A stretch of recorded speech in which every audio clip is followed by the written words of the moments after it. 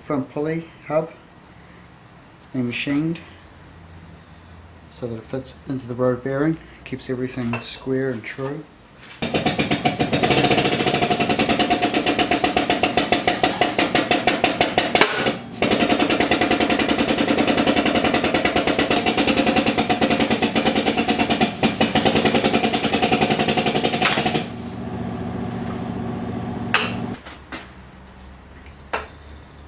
Also note that the rotors have been slotted to take 3mm apex seals.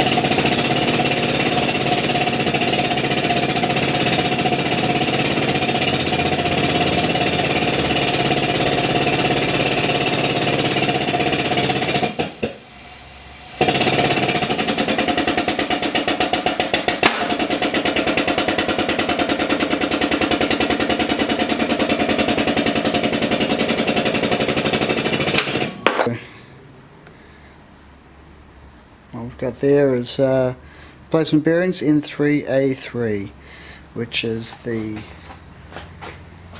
will give you an internal diameter of approximately 74.055, which in this case will give me a clearance of 0.08.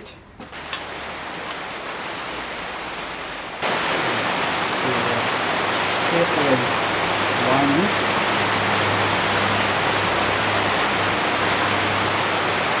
We'll go back to using this as a guide, if nothing else, to help keep that straight.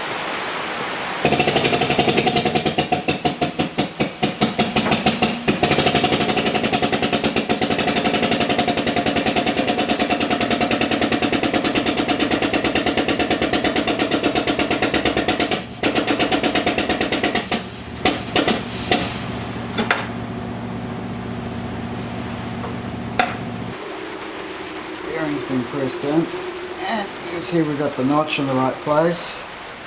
They're pretty much flush, both sides.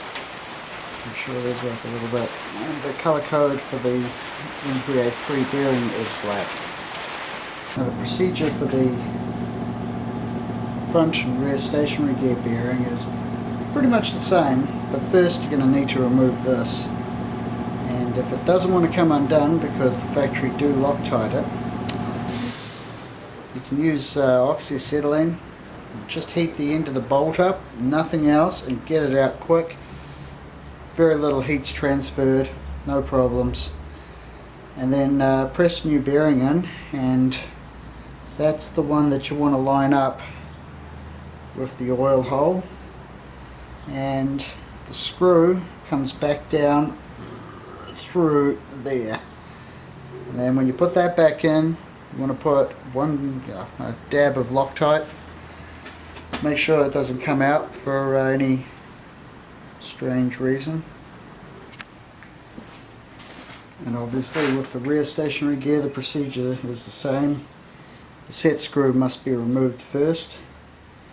This one didn't actually require any heat, but usually they do. Once the bearing's been pressed in, a dab of Loctite. There's no ring that's going to go in there, that's been removed already.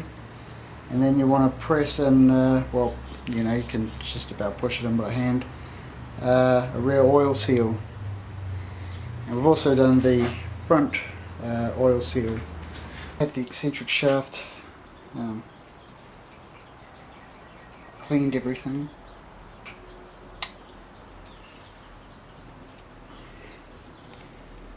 Reinstall the ball.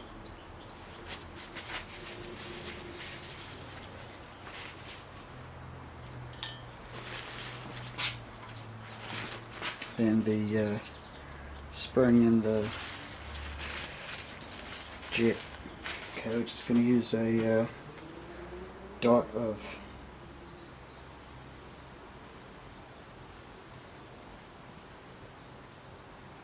thread locker,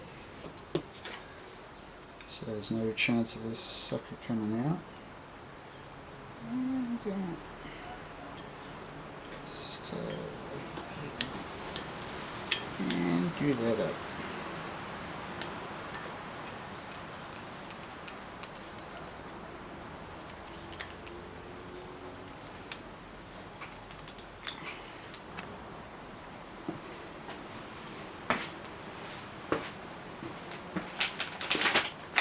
So we've got the front cover on the left for a little oil now. So a bit of oil.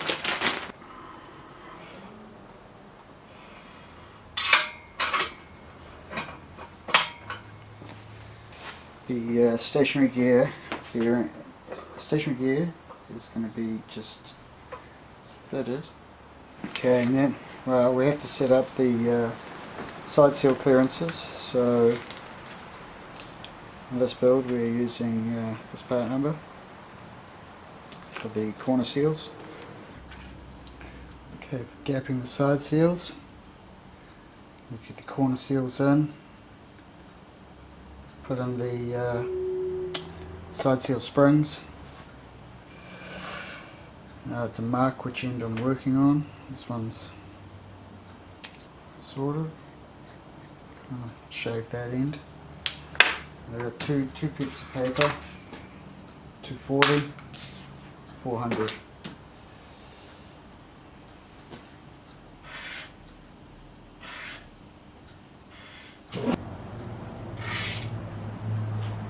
I'm going to pay attention and keep it as square as possible. Angle is not good. It's pretty square.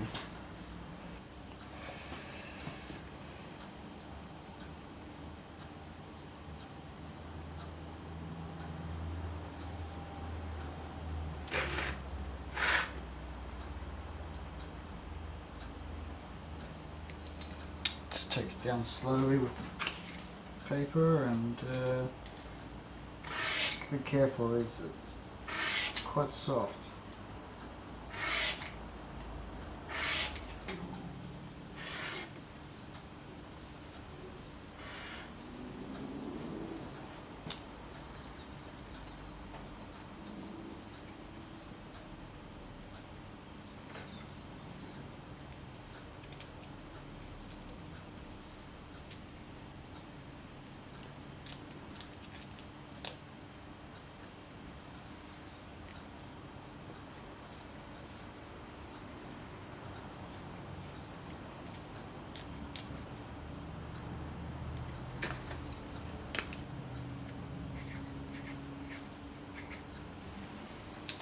And that is the gapping of the side seals.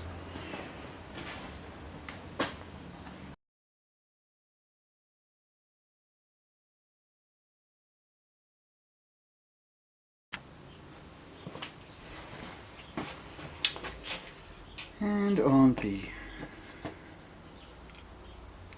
aft side we use the blue, the blue ones, the blue, the inner ring.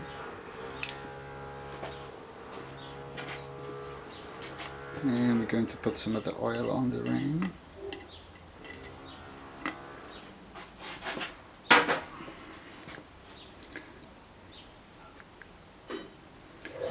I should probably be wearing gloves.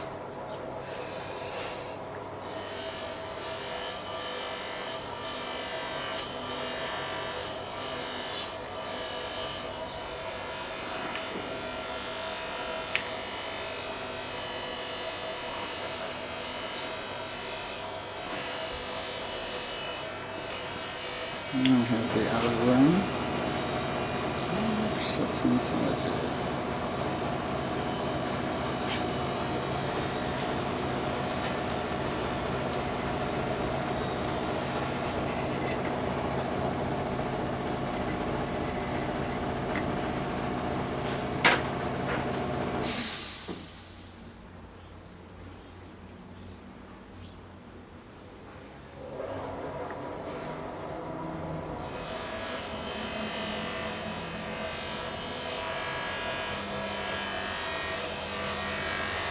I want to make sure that you put them in, and when you press this in, that the green rubber ring slots nicely into place.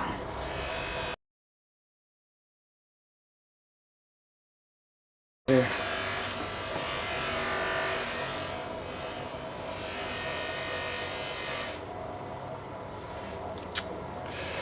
You know what works better than this? It's something that's not magnetic. No, it's not very magnetic. It's a side seal spring. You can push these suckers around and not have to worry.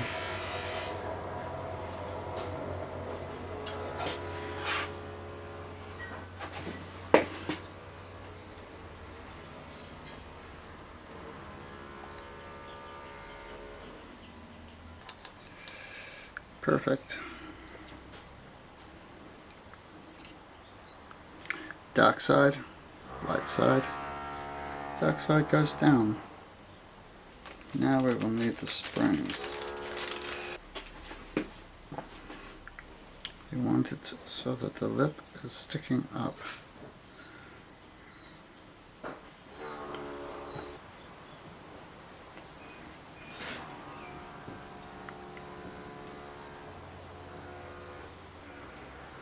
New side seal. Double dot, turn off. I'm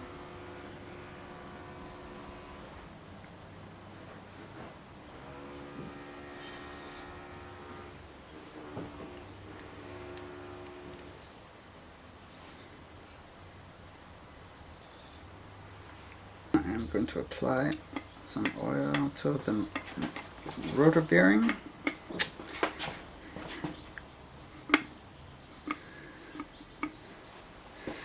And the main bearing. Very carefully. Although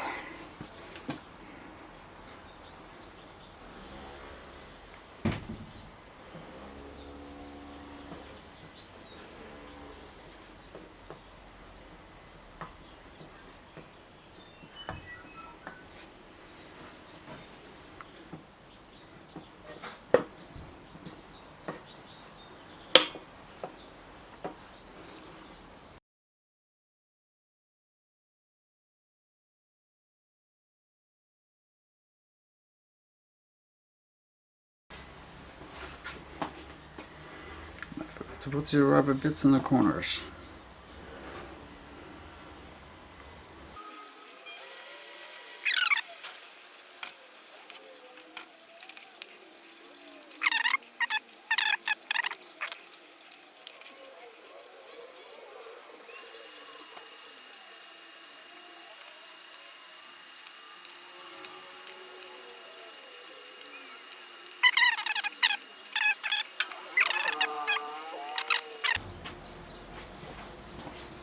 Okay, so we've got this bit here.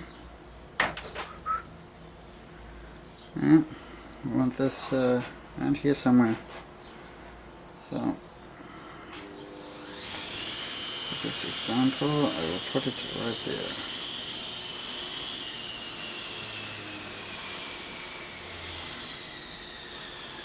And this stuff acts like hot glue and holds everything beautifully in place.